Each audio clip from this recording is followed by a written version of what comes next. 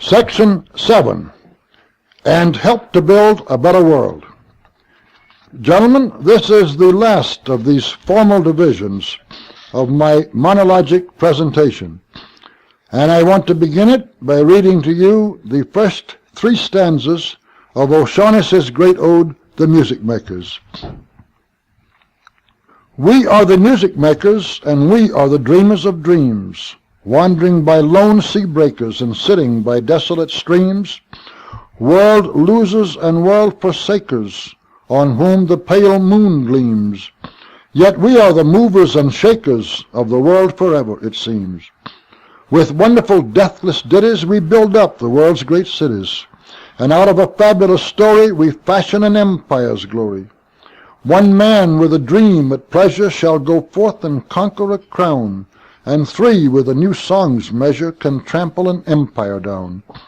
We in the ages lying in the buried past of the earth built Nineveh with our sighing, and Babel itself with our mirth, and overthrew them with prophesying to the old of the new world's worth.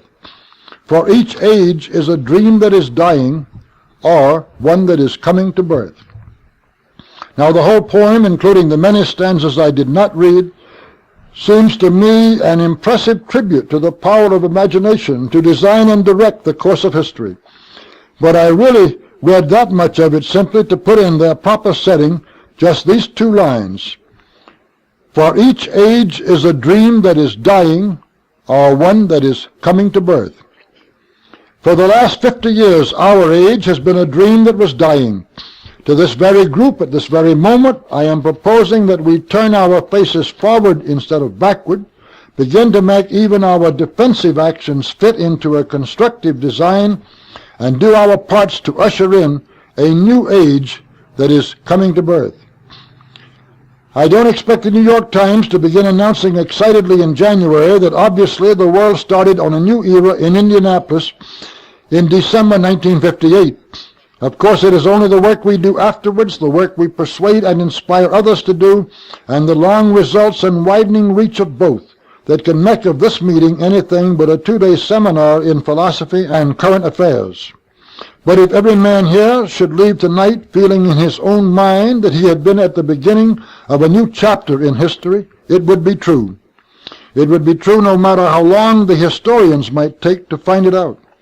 The basic reason why the old age is dying, as I tried to make clear yesterday, is that the faith which was the core of its strength no longer commands the unquestioning loyalty of enough of its devotees.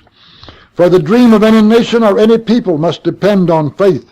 The foundation of our new dream must be faith, or it will never come to pass. Where is this faith, and what is this faith? So true that neither our hearts nor our reasons can deny it, so broad that it takes in without violation the faith of our fathers, and so deep that it can inspire martyrdom at need. As to where, it is right in front of us. And as to what, it is exactly what we in this room already and actually believe.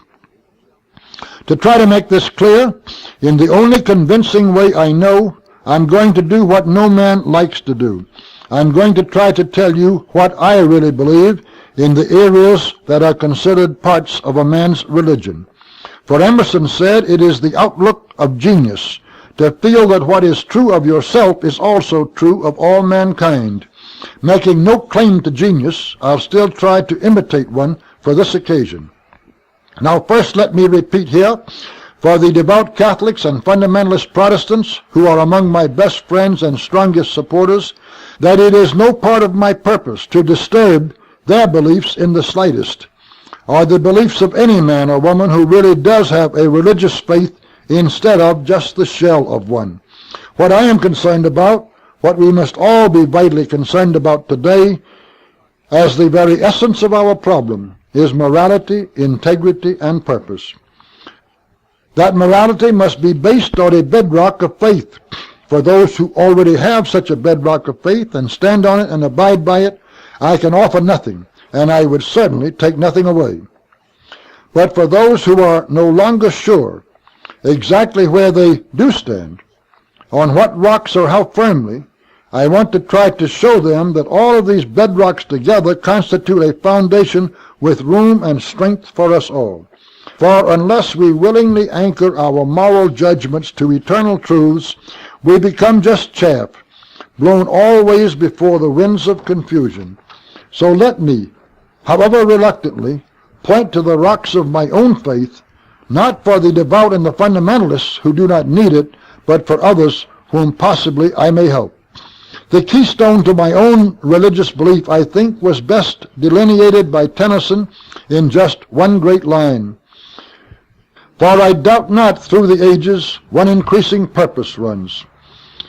Neither Tennyson nor any other sane man could doubt this fact, as we shall emphasize presently.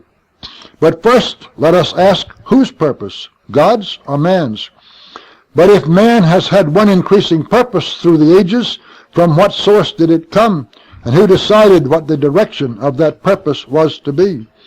The fundamentalist Christian says immediately that a divine being created man with this purpose predetermined, and I agree. Nor do I wish to disturb his understanding of how God created man. I personally think that, at the present level of our knowledge, we must conceive of this divine being having done so by creating Milky Ways and astronomical universes with laws and purposes which caused planets like our Earth to develop, and by creating evolutionary forces which both produced man and endowed him with purpose greater than his individual self. I think that if this Creator allows man to continue to grow and his purpose to continue to increase, our knowledge will reach a level in another few thousand years where even this concept will seem far too detailed against the broader and larger forces we can then glimpse, that even this present concept will seem to have viewed the Creator as far too close, too understandable, and too provincial a power against the remoteness, majesty, and omnipotence then conceivable. Just as the details of man's creation, as our forefathers understood the book of Genesis, seem to some of us now to have obscured a concept of incredible grandeur by man's egocentric insistence on bringing God down almost to his own size. But our fundamentalist ancestors believed that God created man and God is great. We must agree completely. We merely feel today that God is infinitely greater than those ancestors were yet allowed to see. When we first start to study mathematics, the childish mind finally grasps that such large numbers as 1,000 times 1,000 do not make any dent on the measure of infinity. But it is hard for the child to realize that neither does a billion to the billionth power put him one whit nearer to the edges of infinity than before he started. An adult man finds the same difficulty with his religious concepts. It is hard for man to realize that the infinite still remains infinite, untouched in its remoteness and unreduced in its infinity by man's most ambitious approaches, or that all of man's increasing knowledge leaves the unknowable just as completely unknowable as before. But I think that, being allowed now to grasp this truth, we should cease to quarrel and disagree over how close we are to God. For we are using a term which, in a literal context or objectively, has no meaning. We can then each put the God we worship as close to ourselves subjectively as our own faith and understanding dictate, and agreeing that a Creator greater than ourselves has visibly endowed us with purpose, we can give far more of our energy and dedication to serving that purpose better.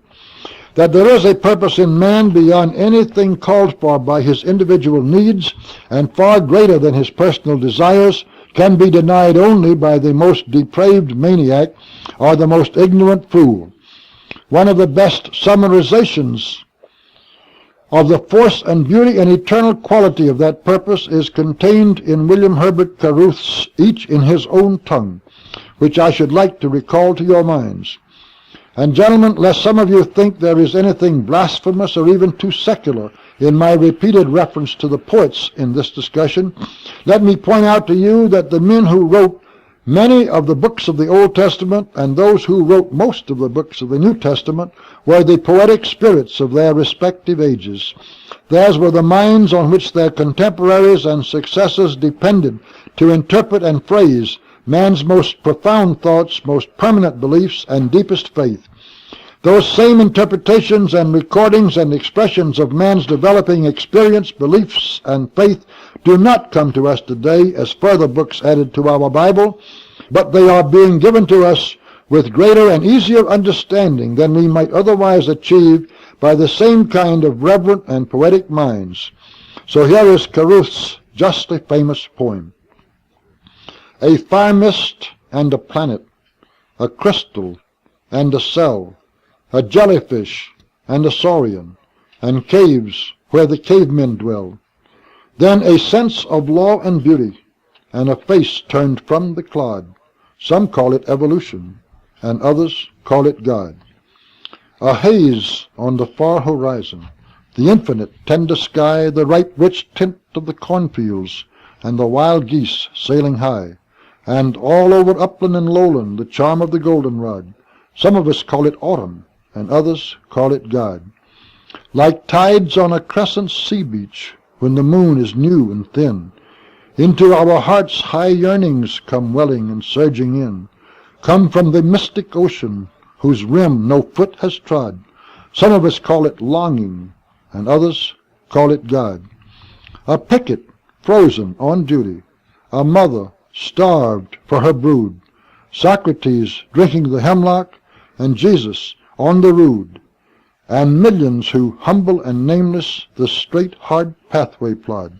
Some call it consecration, and others call it God.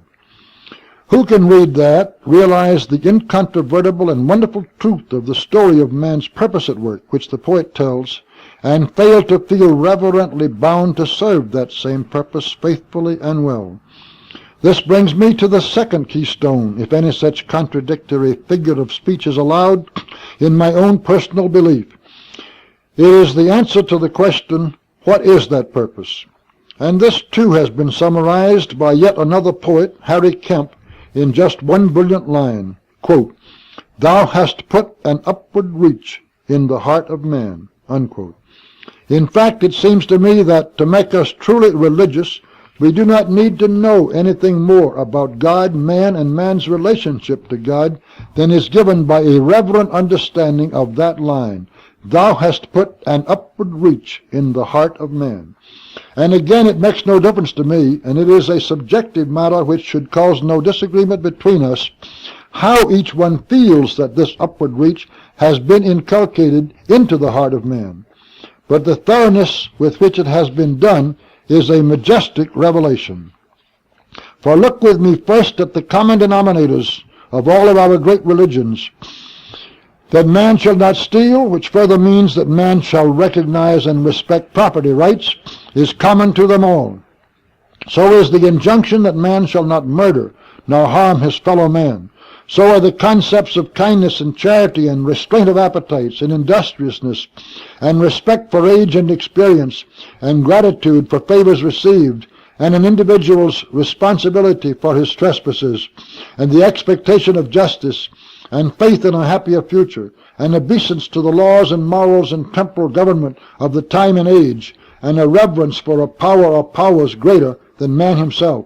And of course a dozen others, both general and specific, that I have not named. But gentlemen, please note these are also exactly the characteristics with which evolutionary selection has gradually endowed man to enable him to rise out of an animal existence, haltingly but surely, towards a more humane civilization and a promise of a tremendously more wonderful future. In fact, the very word upward, as we use it here, can be taken to describe and define those traits which, found in some species and not found in others, caused those favored species to outstrip their rivals and to come upward through the evolutionary competition until one such species became civilized man. One philosopher will tell you that the possession of these upward traits in some species was purely an accident of nature. Another that it was due to the plan of a divine being. To me, they are both saying the same thing. Let's take one or two very simple illustrations. Today, man finds a rose garden beautiful, and the view of clear running water so pleasurable that he builds countless fountains to make his landscapes charming.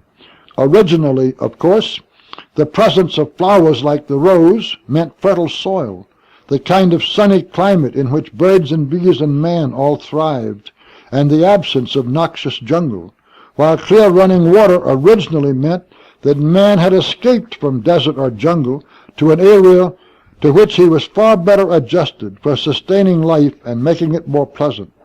But do these facts from man's biological history make the rose or running water or man's love for both any less wonderful? The same thing is true with regard to those gradually acquired characteristics of his own animal nature and later human personality, which converted him from monkey to primate to barbarian, then to a man so far civilized that the male proposes deferentially to the weaker female before he will even touch her, in satisfaction of the second strongest impulse of his being. Does the fact that these characteristics, which together constitute the upward reach, were acquired by man or given to him through the mechanics of evolutionary competition, if they were, does this make them any less wonderful, or reduce in the slightest our gratitude to a Creator who provided that upward reach? Why do we have to feel that the best qualities of man were given to us full-blown by some more direct magic? Or how could any magic be greater than that so inadequately described here? More important than either question, what difference does it make, so far as our clear duty to use and strengthen all impulses of the upward reach is concerned? Not only are we a part of some mighty purpose beyond our understanding, and not only do we have a clear duty to be true to that purpose to the fullest extent that we are allowed to grasp its workings and its direction, but all human experience shows that the total happiness of any generation and of its posterity is directly tied to the respect of that generation for the upward reach in man's nature. We have all the reason here that men can ask, divine or human or pragmatic, for keeping our consciences attuned to the emotions and impulses which increase man's upward reach, and for then obeying those consciences, obeying by commission as well as omission, to the utmost of our respective willpowers and abilities. Now let me assure you that, in my opinion, all of this brief adventure into theological philosophy does have direct bearing on even the most practical problems we are here to consider. And since I am hereby participating in the first confessional of my life, and wearing my heart more openly on my sleeve than I have ever done before, let me go all of the way and translate these basic motivations into the specific form in which their impact hammers away with a comforting persistence on my particular conscience. I first broke through the intellectually restricting bonds of the unusually narrow Southern Baptist fundamentalism in which I was raised more than 40 years ago. I loved everything about it except the specific details of its dogma. As a result of its teachings, I saw myself as the inheritor of all the labor and sacrifice that had gone before me by men who had used this God-given upward reach. They had used it to provide the moral codes, the humane traditions, the accumulation of knowledge, and the material comforts to make me so fortunate an heir of so many ages, to whatever extent I was equal to my inheritance. I felt myself bound by a gentleman's code, which is just another way of expressing continuing human brotherhood or loyalty, to live up to the standards and carry on the ideals of men who had died hundreds and even thousands of years before I was born. The substance of my conscience, as I believe it is really the substance of the conscience of every man in this room, was gratitude and a corresponding sense of responsibility. Gratitude, if you will let me paraphrase Henley's line without the slightest implication of blasphemy, gratitude to whatever God there was, and gratitude to all of the noble men of the past for the life and the environment for that life which was given me, and responsibility to God and man to be worthy, so far as I was able, of the human race at its best. And gentlemen, what firmer foundation can we possibly need for the faith on which to build our new age and with which to inaugurate the dream that is coming to birth? Wherever we turn, in looking at whatever blessings we have for the present and hopes for the future, we find a need for gratitude that makes the acceptance of responsibility a duty and a source of inward happiness. Consider, for instance, and for an instant, the blessing of freedom. Kipling once wrote truly, all we know of freedom, all we need to know. This our fathers won for us long and long ago. Are we, as Lowell put it, going to be traitors to our sires and lose that freedom for our children and their children? Macaulay had Horatius say, "And how can man die better than facing fearful odds for the ashes of his fathers and the temples of his gods?" And so we ask ourselves in simple sincerity, as I did in the article A Letter to Khrushchev, if it becomes necessary, just how can man die better, especially if in doing so he appreciably reduces the odds faced by his compatriots in their fight against the overwhelming forces of evil threatening us today. But our reason for gratitude and corresponding responsibility extends to every field and corner of the civilization we now enjoy, perhaps for so short a time longer. It is worthwhile remembering now and then men like Hugh Latimer. In 1555, and he and his friend Ridley were being burned at the stake for heresy, and all he had to do to save his life was to say the proper words of recantation.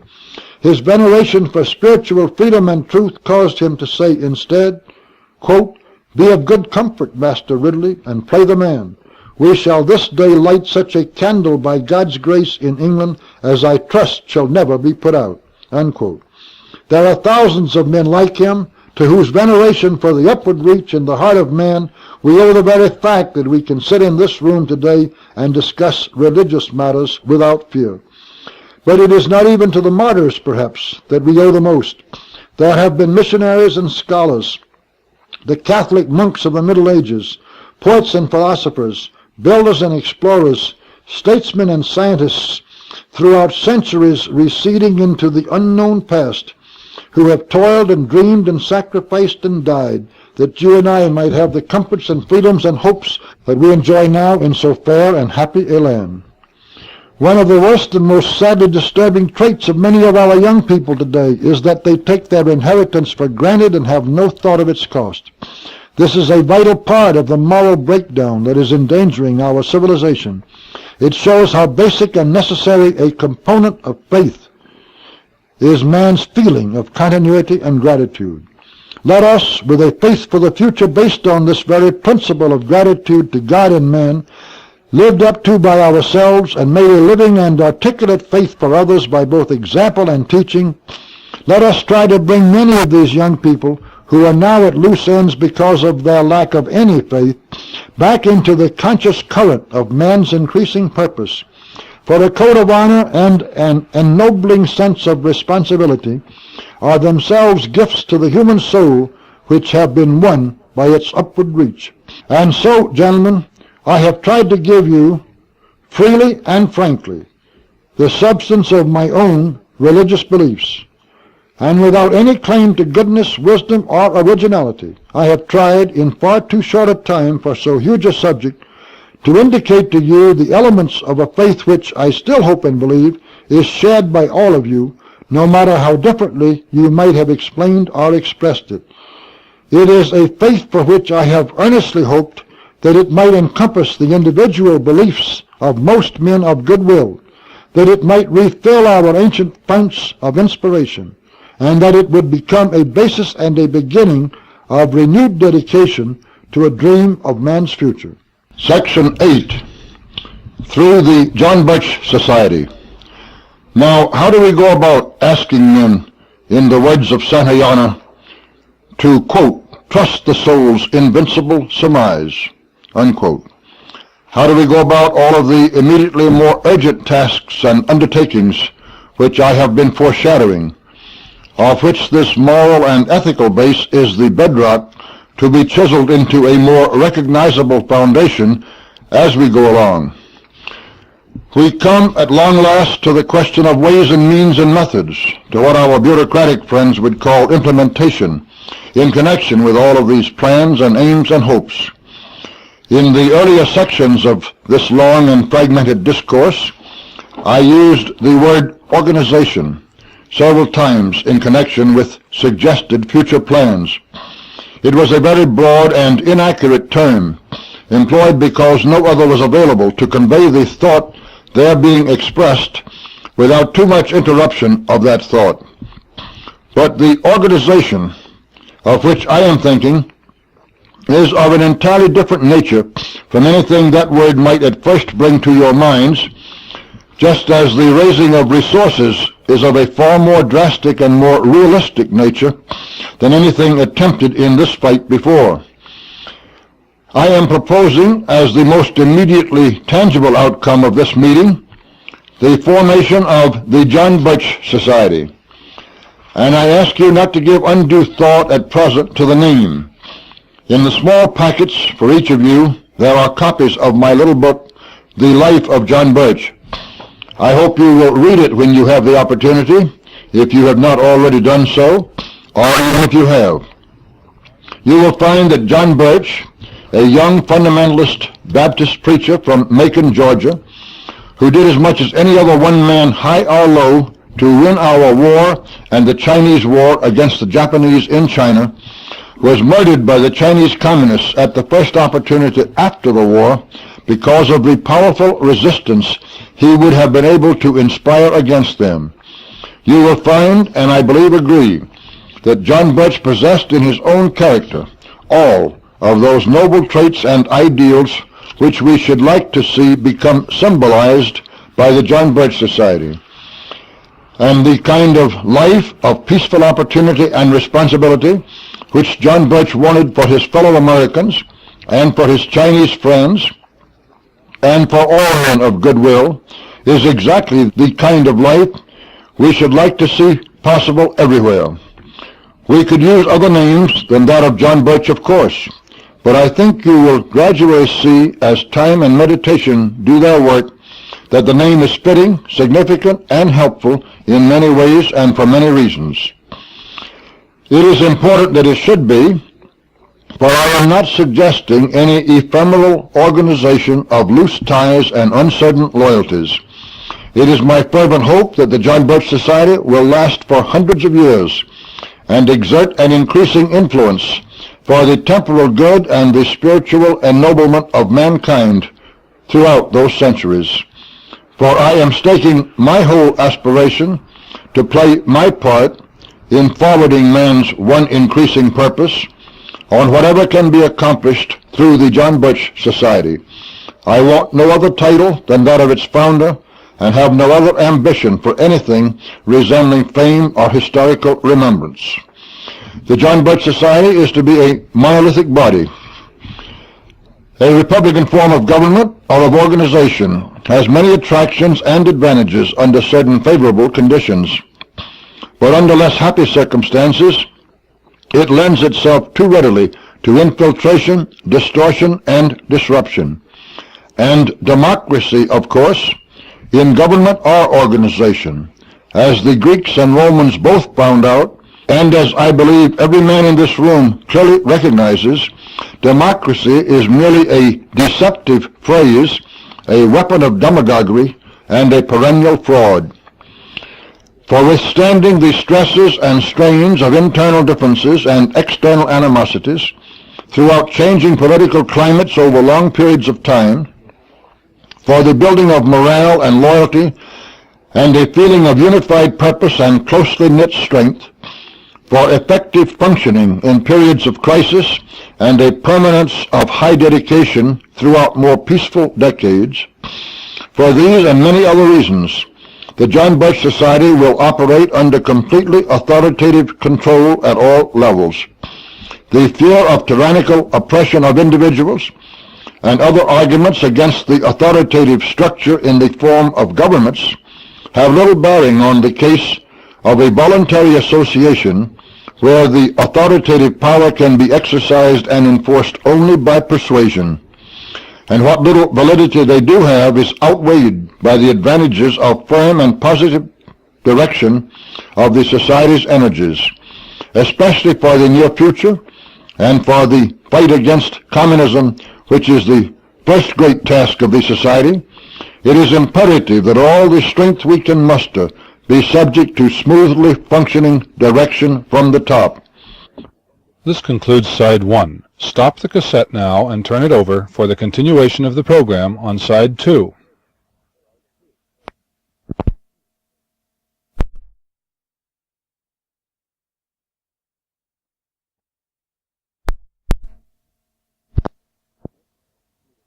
This is a continuation of Section 8 through the John Birch Society. This section started approximately 5 minutes before the end of Side 1. As I have said before, no collection of debating societies is ever going to stop the communist conspiracy from taking us over, and I have no intention of adding another frustrated group to their number. We mean business every step of the way. There are many reasons why, in the fight immediately ahead, we cannot stop for parliamentary procedures or a lot of arguments among ourselves. One is the increasing confusion, cleverly planned by the communists, as to what persons, books, activities, and organizations really are anti-communist. In other words, we are now being more and more divided and deceived by accepting within our walls more and more Trojan horses, large and small, made out of all kinds of timbers, and with all kinds of enemy agents inside. Some of them have no more harmful purpose than merely to drain off into innocuous wastefulness money and effort which might otherwise find its way into really patriotic and anti-communist activities. Others are primarily designed to offer protective coloration to communists who can thus get themselves publicized as active in anti-communist organizations. Others, like the very pretentious American Friends of Vietnam, in my opinion, form major parts of a whole plan and drive for gradually turning some country over to the communists while pretending to be leading the opposition. But most of them are intended, as much as anything else, to add to and create the increasing confusion which makes even the most patriotic American feel utterly frustrated in trying to figure out who is friend and who is enemy, and hence more willing to give up the whole struggle.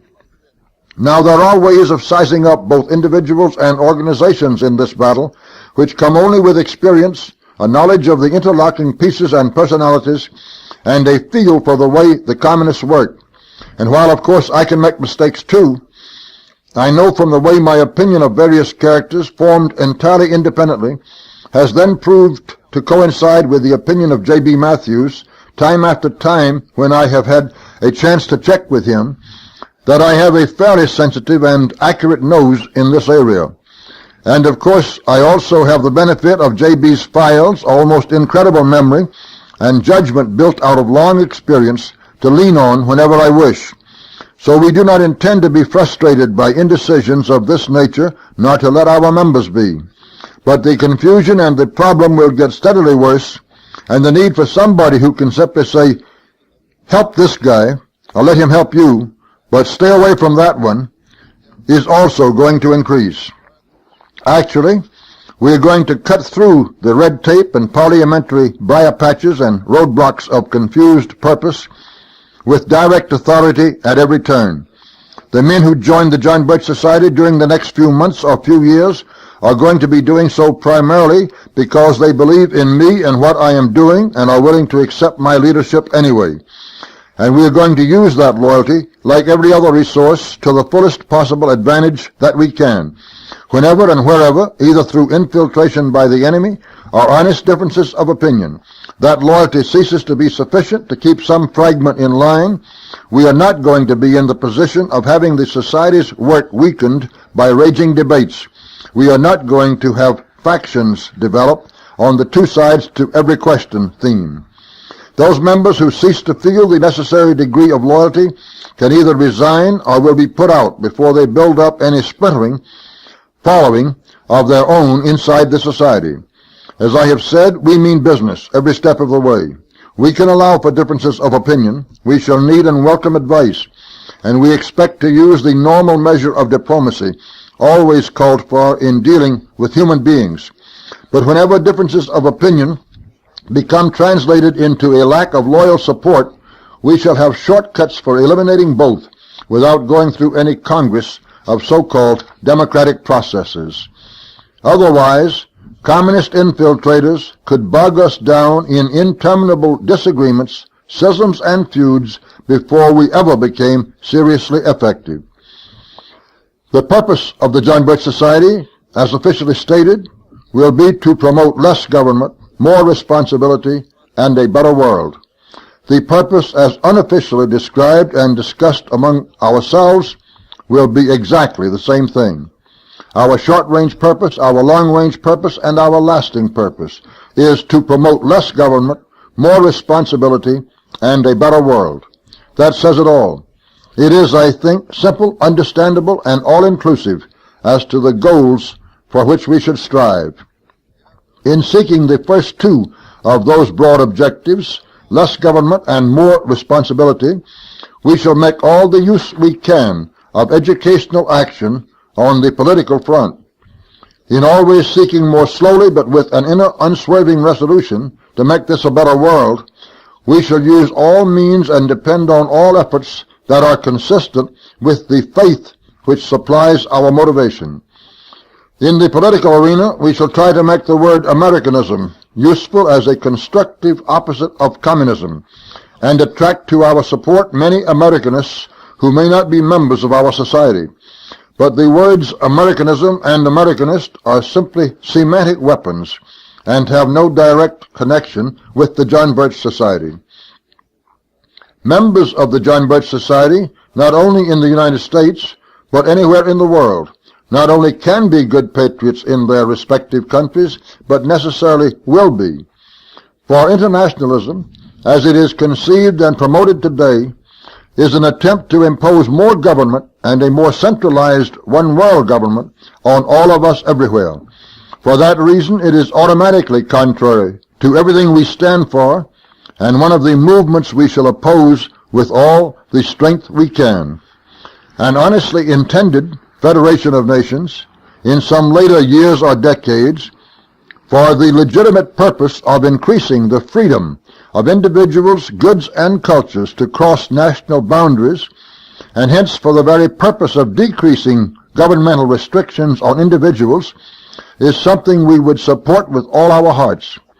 But until the intended Communist Internationale, now called the United Nations, has been wiped out or made over from the bottom up, our attitude towards so-called internationalism is made clear and uncompromising by the stated purpose of the society. As Richard Cobden said, quote, "Peace will come to this earth when her peoples have as much as possible to do with each other, their governments the least possible," unquote. It is axiomatic that we shall strive to hasten the world's approach to those conditions in every way we can. We come now to the question which I know has been in the forefront of the thoughts of some of you for quite a while. What are the organizational mechanics of the John Birch Society, and how do we go about building up its membership so that it is anything but paper and conversation?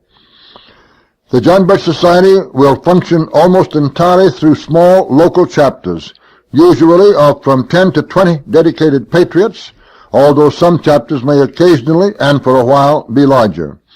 Each will have a chapter leader appointed by headquarters, which is in Belmont, Massachusetts, or appointed through officers of the society in the field who have themselves been duly appointed by headquarters. The dues are whatever the member wants to make them, with a minimum of $24 per year for men and $12 per year for women. But we shall prefer to have these dues paid by each member of a local chapter monthly at $2 per month for men and $1 per month for women to his or her chapter leader. This is for many reasons, some of which are obvious, and it will be the responsibility of each chapter leader to collect such dues regularly and forward them to headquarters. Because we shall have people who want to join the John Birch Society, however, in parts of the country where we do not yet have any chance of establishing chapters, and because for a while their number will increase, we also have a home chapter which they can join. The differences are that we cannot afford to have dues paid to the home chapter except annually in one lump sum of $24 or more for men and $12 or more for women, because otherwise we should dissipate too much of the dues money in bookkeeping costs, and that our contact with home chapter members will be largely through printed bulletins, even as to the work we ask them to do, rather than through personal contact.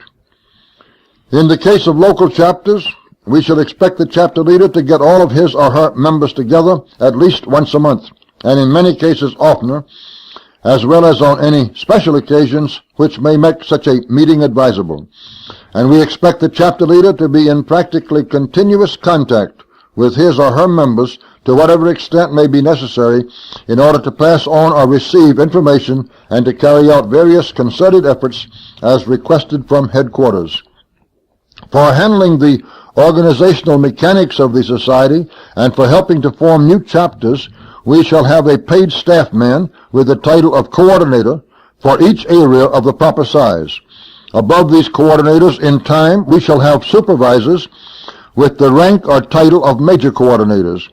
And we shall further build the organizational framework from the bottom up as made necessary by sufficient membership in order to keep strict and careful control on what every chapter is doing and even every member of every chapter so far as the effective work of the John Birch Society is concerned. Let me point out here, too, that while such coordinators and eventually major coordinators will receive salaries and expenses according to their work and their ability, neither the chapter members nor even the chapter leaders who form the base of our society and who cumulatively do most of the work that counts, nor I myself and other top officers will receive any pay whatsoever. It is only those in the middle who will receive any remuneration, because there is where we simply must utilize paid staff for organizational needs. We are out to get 1 million members truly dedicated to the things in which we believe. This, we are well aware, will take time and tremendous effort and dedication on our own part, greater than that we ask of anybody else. But there are 1 million good patriots who are also men and women of goodwill and good character and humane conscience in America who are just waiting to join the John Birch Society as fast as we can carry the story to them. There are 1 million such men and women in America who would join the John Birch Society tonight if they knew as much about it as you men in this room do right now. And I think that 1 million members is all we would want, at least in the United States, for we need disciplined pullers at the oars and not passengers in the boat. Now that last statement may put you in mind of the communist principle of, quote, the dedicated few, unquote, as enunciated by Lenin.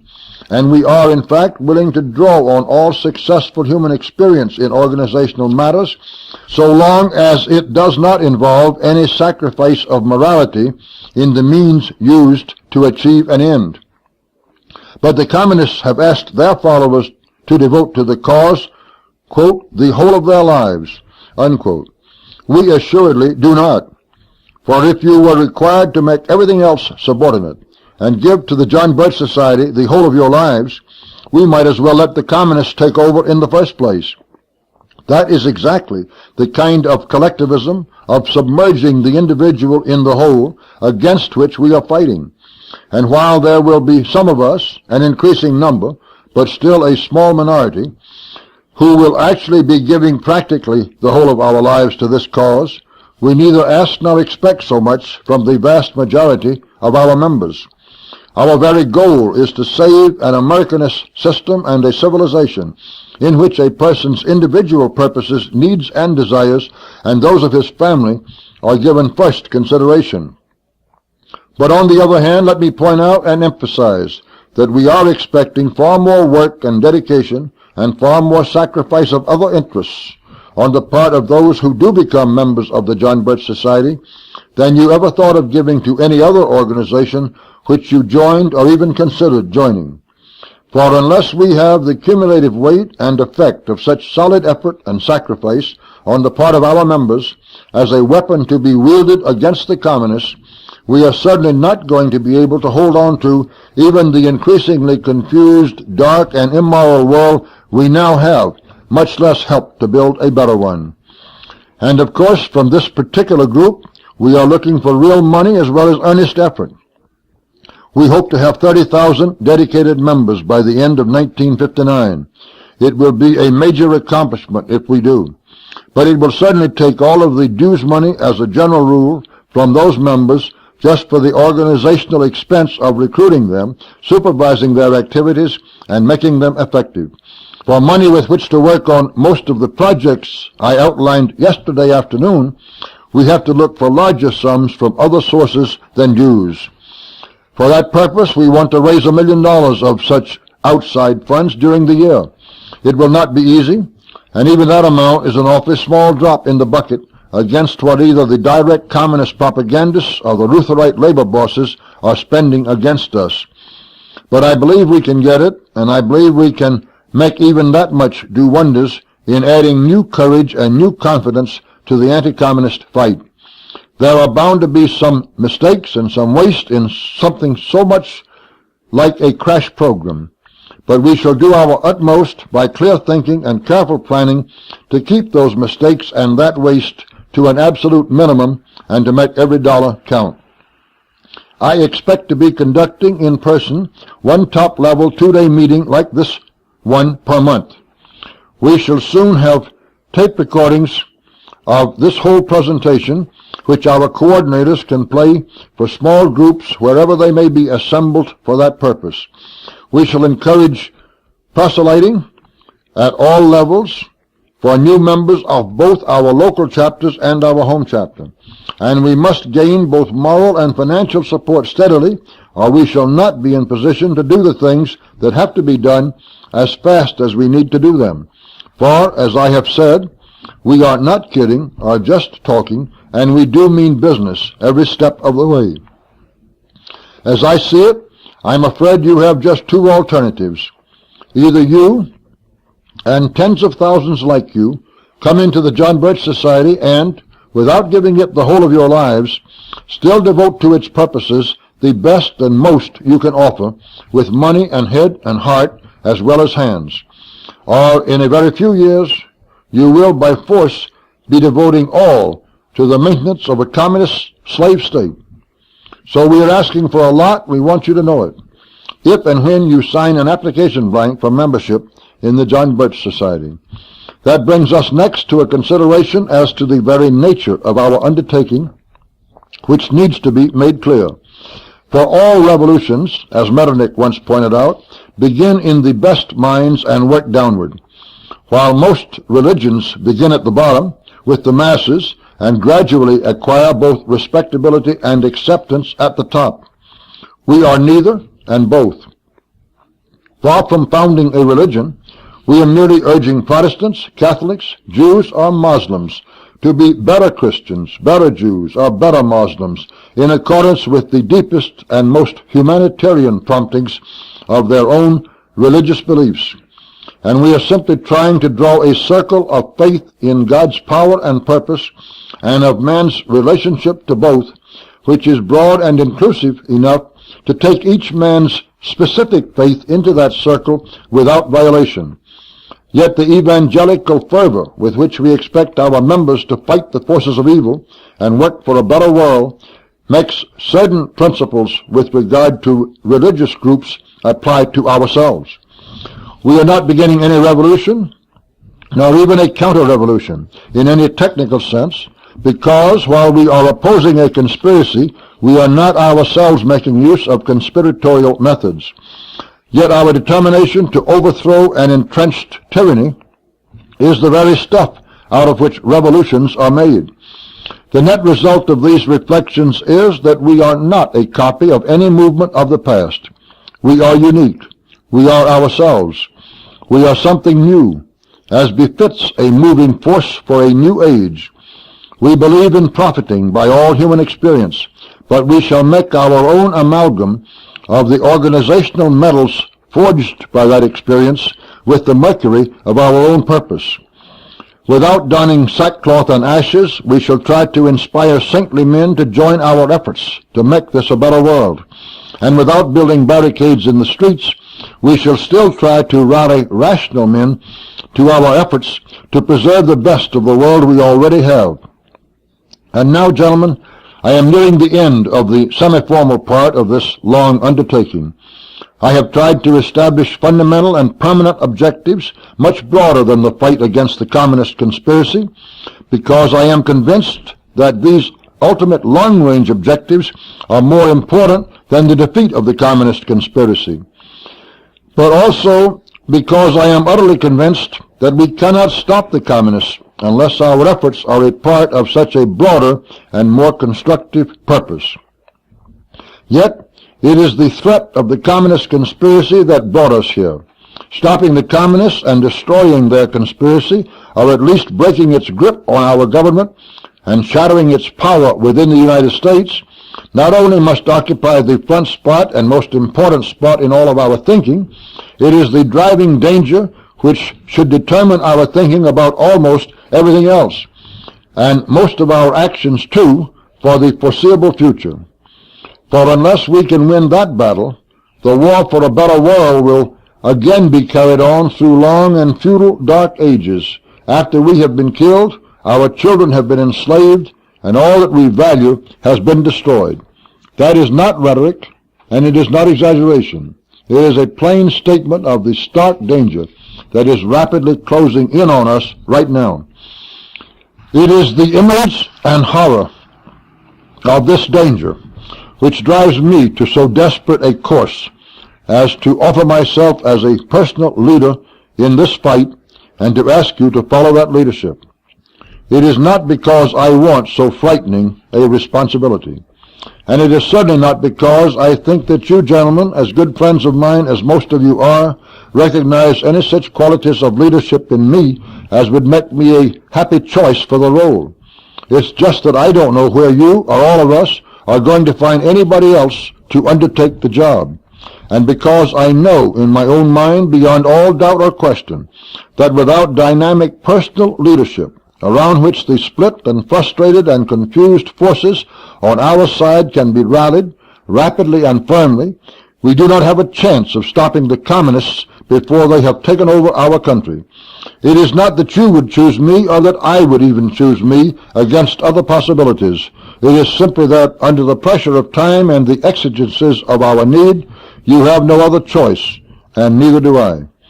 As to what is expected of you in either effort or money, if you are thinking of halfway measures, we might as well quit now. But I might as well also reveal my fanaticism by telling you that there is no force and no discouragement which could make me quit or even put less of my life and energy into the struggle. If every man in this room should decide, for whatever reason, that he wants no part of my proposals, I would simply go back to small groups of plain citizens in Massachusetts and myself start organizing local chapters of the John Birch Society at the working level. I would be greatly saddened because of my feeling that without all of the most powerful help that can possibly be mustered on our side, in short order and effectively, our chances would be so small. But my determination would not even be affected. The last resort of my own mind has been expressed by Louise Imogen Guinea. To fear not sensible failure, nor covet the game at all, but fighting, fighting, fighting, die, driven against the wall. I repeat, however, that we do not have to die driven against any wall, nor do we have to lose the struggle at all. As I have said elsewhere, there is enough strength, enough money, enough intelligence, and enough patriotism in the vast business community of America to form the nucleus that will stop and destroy the communist conspiracy, if we can stir it to action in time. What I am proposing here is the mechanics and the leadership through men like yourselves by which it can be stirred to action, and that action made effective. In 1927, some of the communists, after years of work and infiltration by Baroden, Galen, Earl Browder, and other agents, thought they were ready to take over China. Taking advantage of all the splits and confusion in the Kuomintang, which they had caused, and of Chiang Kai-shek's problems with his northern expedition for the unification of China, the communists caused a massacre of foreigners by troops he had left behind him, set up their version of a central government in Hankow, and were ready to seize control. Among other measures which Chiang took was to go to the merchants of Shanghai for help. And remember, Chiang Kai-shek was, in their minds, associated with Canton and the government in the south, with which they were not yet even in sympathy. But he was able to convince the merchants of Shanghai of exactly what the communists intended, and that this was a matter of life and death against a ruthless enemy who stopped at nothing. The merchants of Shanghai raised the equivalent of $3 million of American money and turned it over to Chiang with no strings attached. With that money, with the ability it gave him to feed his soldiers and send his civilian agents into other provinces of China to explain his aims, and with other steps it enabled him to take, Chiang was able to throw the communists out of Hankow, send rats like Borodin, Galen, and Browder scurrying back to their homelands, and save China from the communists for 20 more years. But for the overwhelming forces from the outside, which our government then helped to turn loose on him, Chiang would have been able to keep China free from the communists to this day. But he gained 20 years respite as it was. Now, gentlemen, just stop and think how much money $3 million American dollars was to the merchants of one Chinese city in 1927. Then tell me that if the American business community or the American people had that kind of determination and were willing to make that kind of sacrifice to preserve their freedom and their inheritance, they couldn't stop the communists. It would be nonsense. A part of our job is not only to have that kind of determination and make that kind of sacrifice ourselves, but to convince others of the necessity of doing so. As one man in this room said to me a few months ago, it is better to spend a quarter or even a half of all we own and save our lives and the remainder of our possessions than to lose lives and total possessions by fighting with too little and too late. I not only agree, I have acted on that principle in my small way. Not only has it seemed to me better to spend the money I had saved in waking up a few more of my fellow citizens to the danger, but I am far more comfortable working 16 hours a day, 7 days per week, on the same problem and without pay than I would be in a concentration camp behind an electrified barbed wire fence.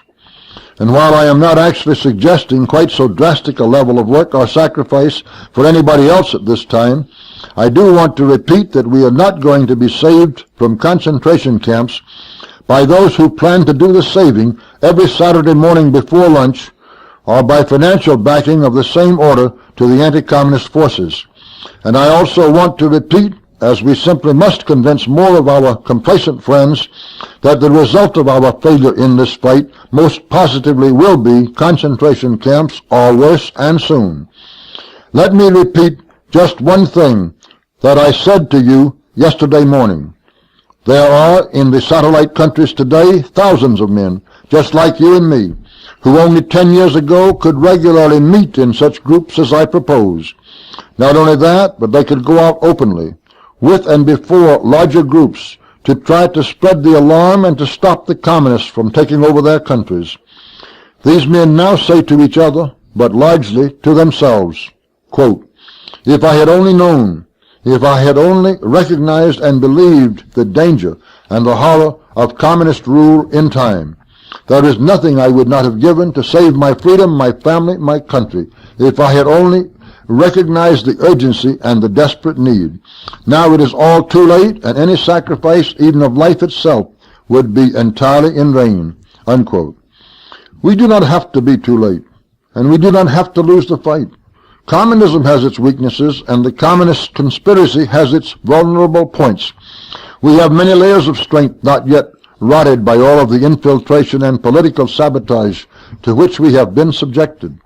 Our danger is both immense and imminent, but it is not beyond the possibility of being overcome by the resistance that is still available. All we must find and build and use to win is sufficient understanding. Let's create that understanding and build that resistance with everything mortal men can put into the effort while there still is time. Then, while we are destroying and after we have destroyed the communist tyranny, let's drive on towards our higher goals of more permanent accomplishment, towards an era of less government and more responsibility in which we can create a better world.